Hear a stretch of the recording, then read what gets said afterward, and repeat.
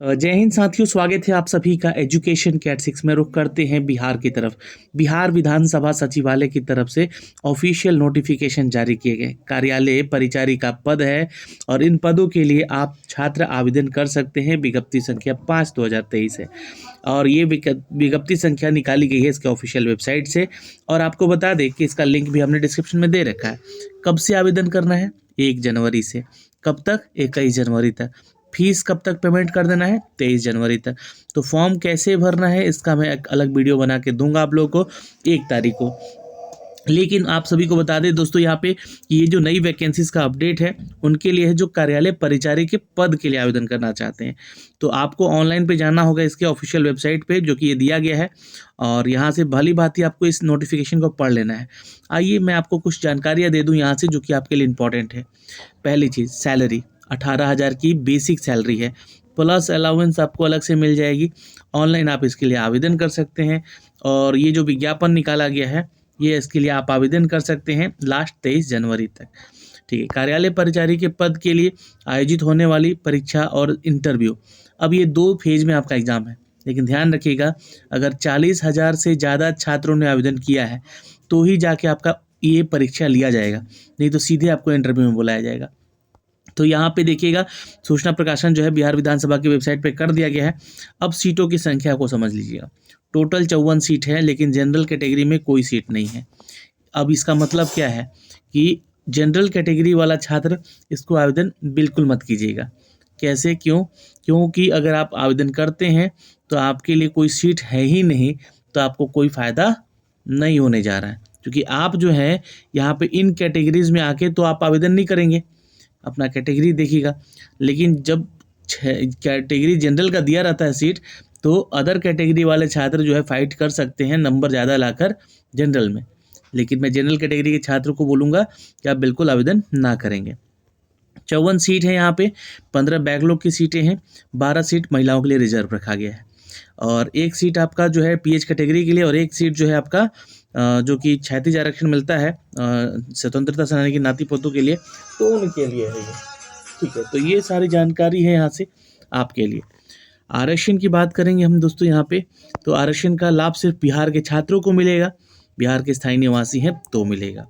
फिर उसके बाद हम बात करेंगे अनुसूचित जाति अनुसूचित जनजाति के प्रमाण पत्रों की। तो जाति प्रमाण पत्र, स्थायी निवासी प्रमाण पत्र जो कि ये आपका लगेगा जब आप फॉर्म भरेंगे तो। और अगर आप महिला हैं, अविवाहित हैं, तो आपको अपने पिता के स्थायी पते से निर्गत प्रमाण पत्र तैयार करके देना होगा आपका ओबीसी या SC ST। ठीक, क्योंकि ये जाति को निर्गत करता है। आपके स्थायी निवास प्रमाण यानी कि आवास प्रमाण पत्र आपको देना है, ये ध्यान रखिएगा। NCL सर्टिफिकेट देंगे अगर आप OBC या EBC से आते हैं तो। ये हो गया आपके डॉक्यूमेंट्स के बारे में। जो स्वतंत्रता सेनानी की नाती पोते हैं वो भी अपना सर्टिफिकेट बनवा सकते हैं, RO या CO लेवल से बनेगा। फिर उसके बाद अब बात करें EWS से जो छात्र आते हैं वो भी प्रपत्र 1 को पढ़ेंगे और इससे रिलेटेड ही अपना वीडियो जो कि अपना जो है डॉक्यूमेंट है वो बना के तैयार करेंगे। फिर हम बात करेंगे दोस्तों यहाँ पे एज कैटेगरी को लेकर। उम्र सीमा की बात करेंगे तो 18 साल मिनिमम है और मैक्सिमम 37 साल है। बाकी जो कैटेगरी में छात्र आते हैं तो अपना कैटेगरी में देख लेंगे कि कितना उम्र सीमा तक आप आवेदन कर सकते हैं।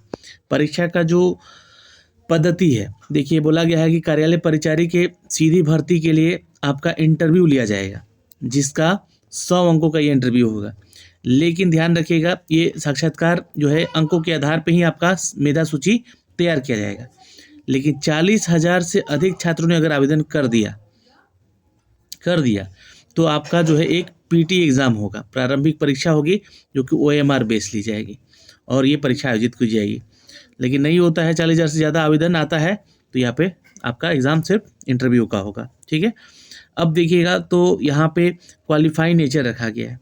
जो पिछड़ा वर्ग है यहाँ पे ध्यान रखिएगा उनके लिए दिया गया है, जो अत्यंत पिछड़ा है उनके लिए दिया गया है। ये इतना क्वालिफाई मार्क्स लेके आना है इंटरव्यू में, है ना। और ये जो है दिव्यांग से संबंधित है उनके लिए दिया गया है, तो ये जानकारी है, उनको ध्यान में रखिएगा, है ना। ओके, तो आगे बढ़ते हैं। लेकिन इससे कोई मतलब नहीं है, आपका इंटरव्यू है तो उसमें सिलेक्शन होगा, उतना कम से कम मार्क्स आपको लेके आना होगा। परीक्षा शुल्क की बात करेंगे तो जो भी छात्र यहाँ पर जो है किसी भी कैटेगरी से हैं, महिला हैं, पुरुष हैं ऑनलाइन आवेदन करते हैं तो आप जो है 400 रुपये देंगे यहाँ पे।